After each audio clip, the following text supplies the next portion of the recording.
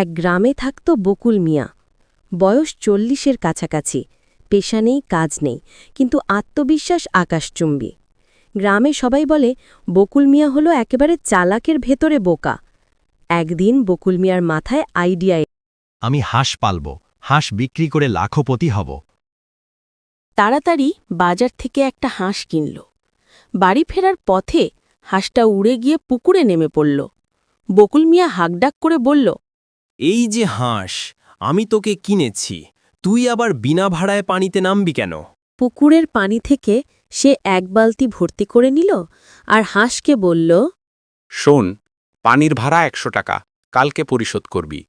হাঁসটা আমার পালিয়ে গেল। বকুল মিয়া ভাবল, হাঁস পালা ঝামেলা, এখন টাকা সোজা ব্যাংকে জমা দিব। সে ব্যাংকে গিয়ে বলল, স্যার, আমি টাকা জমা দিব।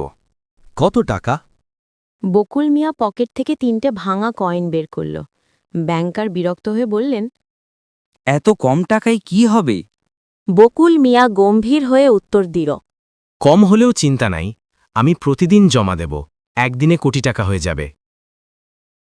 ব্যাংকার হেসে বললেন, তাহলে তো আপনাকে রাষ্ট্রপতি বানাতে হয়। বকুল মিয়া গর্ব করে উত্তর দিল, আমি পরের রাষ্ট্রপতি হব। গ্রামে একদিন নতুন টাওয়ার বসানো হলো।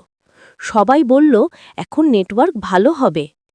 বকুল মিয়া শিখে নিল মোবাইল ফোন কানে ধরলেই বিদেশে কথা বলা যায়।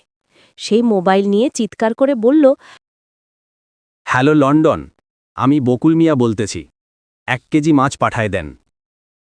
গ্রামের লোকজন হেসে কুটিপাটি। কেউ বলল, মাছ তো প্লেনে আসতে আসতে পচে যাবে। বকুল মিয়া আত্মবিশ্বাস নিয়ে বলল, না রে, ওয়াইফাই দিয়ে পাঠাবে, তাজা আসবে। একদিন বকুল মিয়া ঠিক করল বিয়ে করবে। পাত্রী দেখতে গেল। মেয়ের বাবা জিজ্ঞেস করলেন, তুমি কি কাজ করো? আমি বড় ব্যবসায়ী, আমার ব্যাংকে টাকা আছে, লন্ডনে কানেকশন আছে। হঠাৎ পাশে বসা এক গ্রামবাসী বলে উঠল, আরে ওর ব্যাংকের টাকা মানে ৩টে কয়েন, লন্ডনের কানেকশন মানে মোবাইলের নেটওয়ার্ক। সবাই হেসে গড়াগড়ি খেলল। পাত্রীও হেসে উঠে বলল, তুমি তো বর না, কৌতুক অভিনেতা।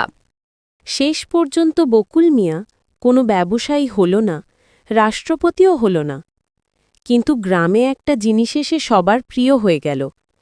যেখানেই দুঃখ, বকুল মিয়া গেলেই হাসির খোরাক জোগাত। গ্রামের সবাই মিলে বলে, টাকা না থাকলেও হাসির মালিক হল বকুল